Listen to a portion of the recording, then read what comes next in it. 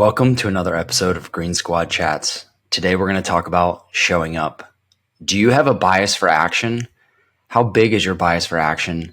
Is it contributing to growth or is it limiting your business? Today we're going to dive into that topic. All right, guys, bias for action. I know that I have a really big bias for action. It tends to be something that I can be a little bit impatient with, but has also produced tremendous results in my business. Marty, I know you have a story from a recent business acquisition that you're looking at. So I'd love to turn it over to you to kick this thing off. My wife and I were kind of thinking about what was next in our entrepreneurial journey, and we focused mostly on real estate. And so we kind of decided that we want to start tackling a small business. And so, just thinking about how that looks, and I was going on websites and trying to find all the stuff that are listed. And I just wasn't happy with those results. And so, I just decided that I'd show up and I would just put a Facebook message out and put it out into the internet and see what it delivered. And so, from a friend of a friend, I was able to get a lead on mechanic business. And so we signed an LOI on that just this week. And so we're starting to dive into those numbers and seeing what that looks like, and all because of one small Facebook post. So, just showing up resulted in something. It's kind of scary though, right, Marty? It's like never done that before. You've never owned that type of business before. So what is it that makes you, even with that thing being kind of scary, what is it that makes you want to show up? Yeah, I mean, I do have confidence in my abilities as an entrepreneur to, grow a business. I'll be completely honest with you, boys. I know absolutely nothing about auto mechanics, so that part is a little bit scary because, the owner works the business. And so there'll be some transitioning of absentee owner and stuff like that. But, I just feel confident in it. And, so we're showing up and we're going to, start looking at the numbers. And then, I'm going to make sure that he's going to be there. And then every day at 7, I'll show up with him and learn the business as we go. So, it is scary, but I know that simply by showing up and doing the work that I can figure it out. So we were just talking about this on our weekly call before jumping on this podcast. And I was talking about how about once a day, somebody asks me to get together so they can learn more about my business, so they can take lessons from that and implement it on their own. And I think pursuing that growth is great for them. But a lot of times what I find with people who are asking that question is they're looking for some answer that's something along the lines of what's the secret sauce? And I think there is not some secret answer. And I usually like to flip the question back around and say, you're telling me you want these things. You're telling me you want to buy a property this year. Are your actions matching your talk? Is the effort there? Because your effort is the best indication of your interest. So are you pursuing working? Let's say you want to buy a house. Are you pursuing working with an agent? Have you talked to a lender yet? Both those are free, immediately available options. And so the principle that, you have to have the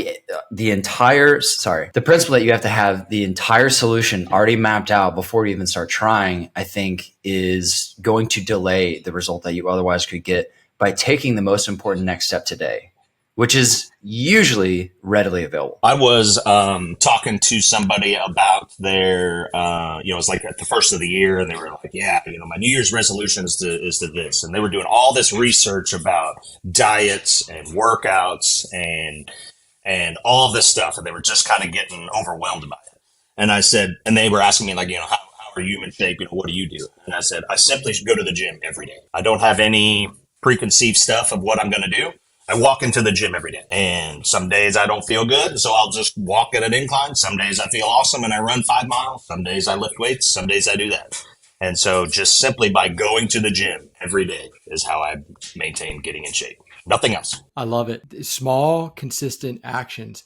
I mean, I have a story too. Like at the beginning of the year, one of my goals was to have a digital course ready to go by the end of 2023. So I gave myself a year to do it. I forget what the law is. Is it Parkinson's law? It's like if you give yourself a year, it'll take a year. If you give yourself 6 months, it'll take 6 months. You're going to figure out a way to use up all that time. But at any rate, I hadn't really done much. I had a lot of content because I like to post. I post something every day on LinkedIn. I got a weekly blog. So I have a lot of the content already done. But it was like, I was doing all this research on platforms, online platforms to host courses. And finally, I realized this week I had a call with somebody, and I made a commitment to my assistant, actually. Hey, my most important next step that I made to my assistant last time we talked was that by the next time we talk, I would just have picked a platform so that we can start laying in the content, into the platform and get something going. It's another example of just do it. Just make a small commitment. It could be as simple as picking the platform. It could be as simple as calling the real estate agent. It could be as simple as calling your accountant. Just the phone call could be the mins. And then next week, the mins is collecting the data that person needs for them. It doesn't have to be something huge. And in fact, the small, consistent steps towards your vision, that is actually what will compound and give you the best result, I think. Yeah, Brandon, you brought up the men's. Our squad has been meeting together for 4 years now. And for the first, 2 or 3, every meeting we ended with, what's your goal for the week and what is your men's? And we talked about that week after week after week after week. And some of us, it was simply, I'm going to sign a loan document.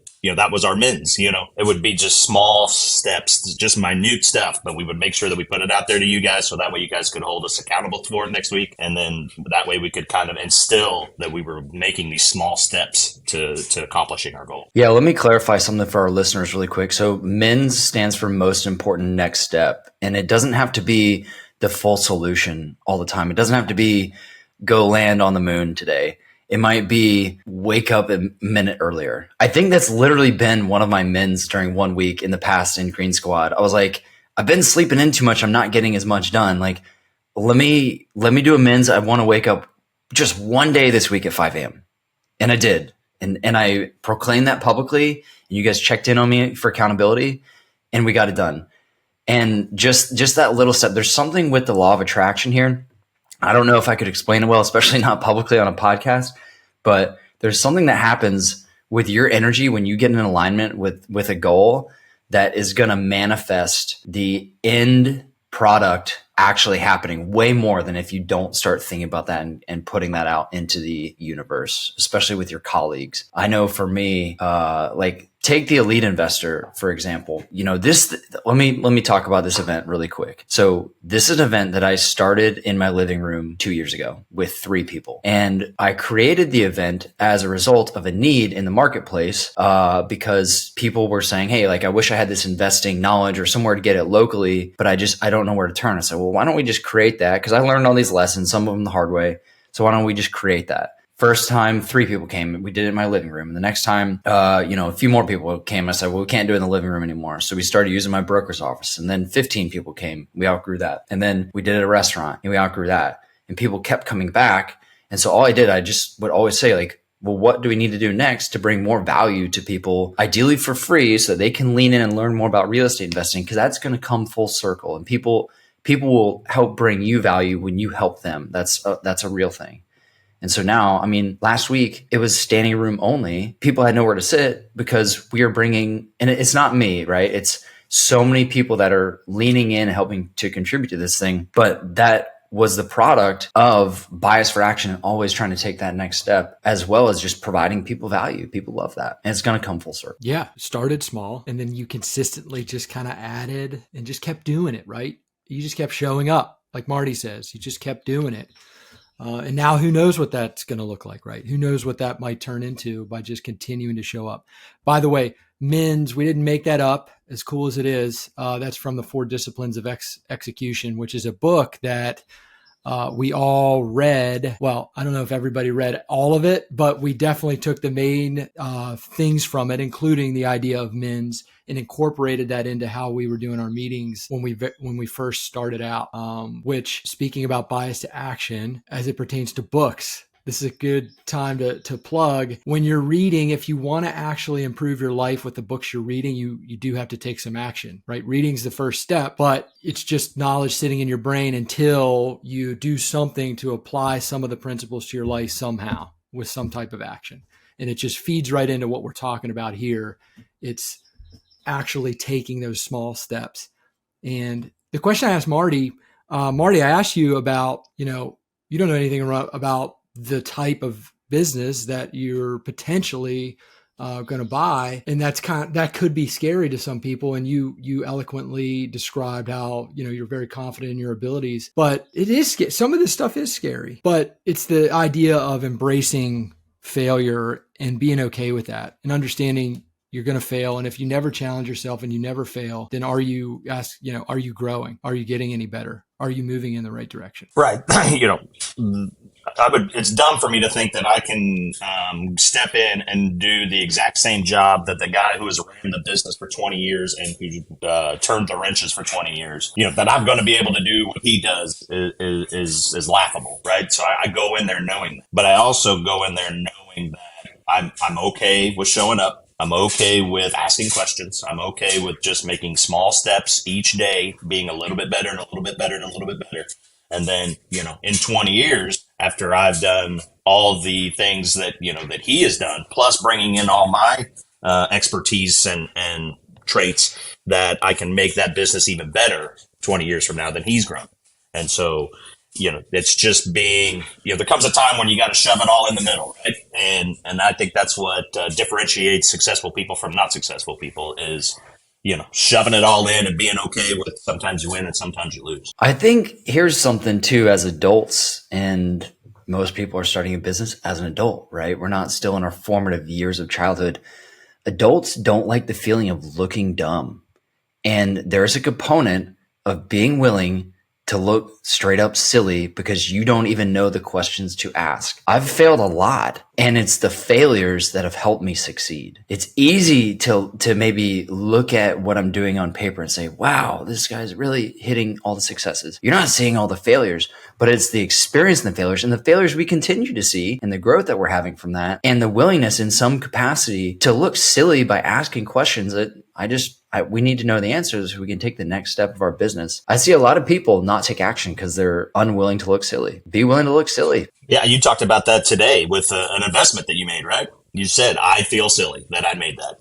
And it was a loss. And then you also said, I'll move on. I've learned from it. I'm a better investor because of that. Yeah, absolutely. We won't get into the details of what the entire investment entails, but I'll throw out a Hail Mary sometimes. I'll throw out an investment. I don't put all my eggs in that basket. I'll throw out a Hail Mary. This was that. It didn't go well. It was a loss. It's all my loss. No other passive investor money is involved in it.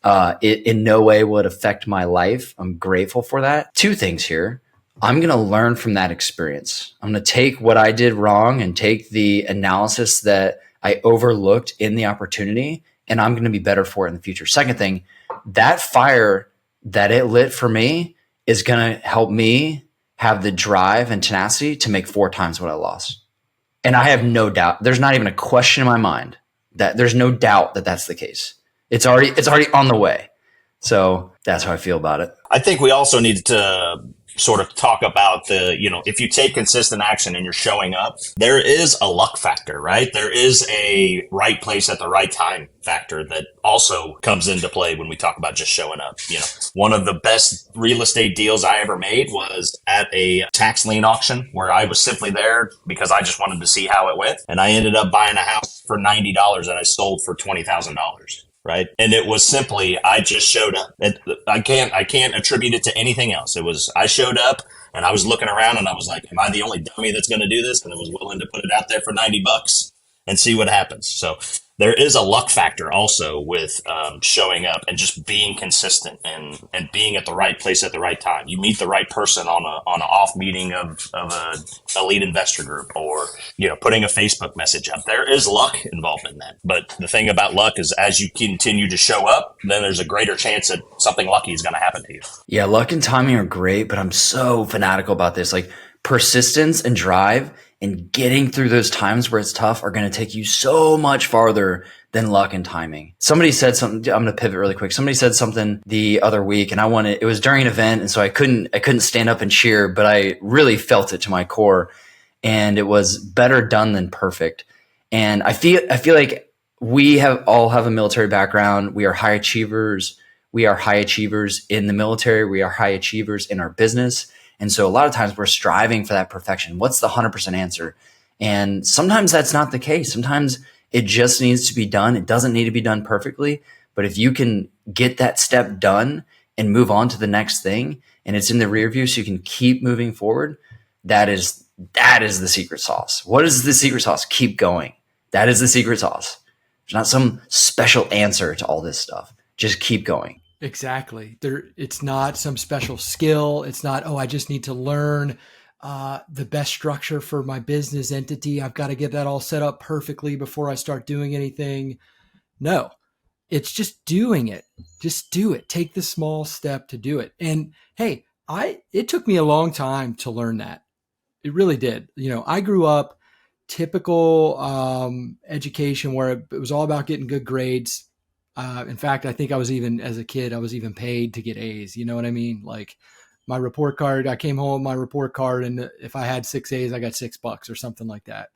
And what that taught me at a young age was that you got to have the right answers. You always have to get the right answers to get the good grades. And we've touched on all of this during this call, like being afraid to fail results from that, right? Because you don't want to get the wrong answer. Not raising your hand and contributing to the conversation because you're not 100% sure if you have the right answer. So you're not going to say anything. And how is the group missing out on that by you sitting in the background and not contributing?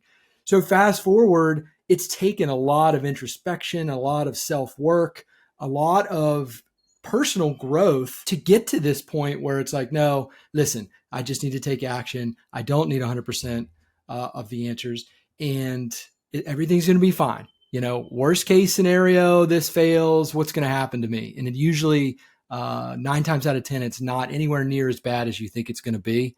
And you will actually learn and grow from that tenfold from that tiny failure. That friction and that perception of the problem, it only exists in your mind. It is the only place that it exists. So tell yourself a new story that serves you, and you're going to get in better alignment to achieve that success. Yeah, 100%. So before we wrap this up, does anyone else have any closing thoughts? Yeah, I'll tell a story really quick. So yesterday I had the first multi-6-figure exit out of one of our development deals. We've had other exits. We've had a couple other 6-figure exits, not multi-6-figure exits. And I want to tell the story about how I got there. And it relates exactly to this. 2021, found a house on the market. It was more than I wanted to pay. I noticed that the marketing materials weren't really up to the industry standard. So that gave me an advantage because I realized that the house was actually in better condition than how it was being marketed. Went and saw it, made an offer. Offer didn't take. So started with that, right? What's the most important next step in order to get this deal to be a success? Go and see it, make an offer. Did that. They didn't want to accept it. Followed up a week later, made another offer, didn't accept. I negotiated, long story short, I negotiated back and forth with this agent for about 6 weeks, finally got it under contract, worked through the contract. Okay, what's the next step? Okay, did inspection period. There were some issues on inspection, negotiated $6,000 or $7,000 reduction on the price. Okay, what's the next step? Close on it. Got some roof repairs done, got it rented for a year. Okay, what's the next step to get the most out of this? Started asking some dumb questions like, hey, can we build on this? How would that look? Started doing some math. Long story short, as a product of continually just saying, well, what's the next step in order to make this the most successful project that I could possibly make it? That mental aspect of constantly just saying, what is the next step, and try to take that action as well as you can, led to a multi-6-figure profit that we had yesterday. That's it. There was not some special little secret thing that I had. I found an unfair competitive advantage where I could. I was consistent. I did not stop. I was not afraid to look silly, and it resulted in success. And what's cool about this is I am not some special human. I just have an immense drive. You can do this too. And I don't care what business you're in. I don't care if you're not in real estate or in life or whatever. You can do this too. Yeah, just showing up, right? James, I bet if we went down that, you probably went and looked at 15 other properties before you went and looked at that one and bought it. You showed up to listings. You just walked around. You know what I mean? And you were at the right place at the right time with the right house. You know what I mean? And simply just by going and looking at all of that, that's what started that whole thing. You just simply showed up and looked at it. Yeah, I probably didn't look at 15. Sorry, I stepped on you there. I probably didn't look at 15. I probably looked at 50. I was okay with that because when you work hard enough and you put the amount of alignment and consistency into what you want so badly, there is only one outcome, and that is success. There's not any other option that's available. It's only going to be success. I believe that. I live it. Yeah, man, that's a perfect example, dude. And it's a perfect wrap up to today's discussion. The secret sauce I think what we're saying is the secret sauce is there's really no secret other than just showing up and putting in consistent action and being okay with getting told no, being okay with a little bit of failure and realizing that that's just going to propel you. You're going to learn from that. And then you're going to 10X, to use the overused term these days, 10X, your growth from then on. So awesome chat. I love our chats. And this podcast is an extension of our normal Saturday morning chats that we've been doing now for 4 years, just about. October is 4 years. And that's just one more example of consistent action and just showing up every Saturday morning for 4 years. And we have all grown tremendously from that. So thanks for listening. Please leave us a 5-star review. If it ain't 5 stars, then reach out to somebody and tell us what we need to do it better. Subscribe. I don't even know where you're watching or listening to this. So do all the things, and we'll talk to you later.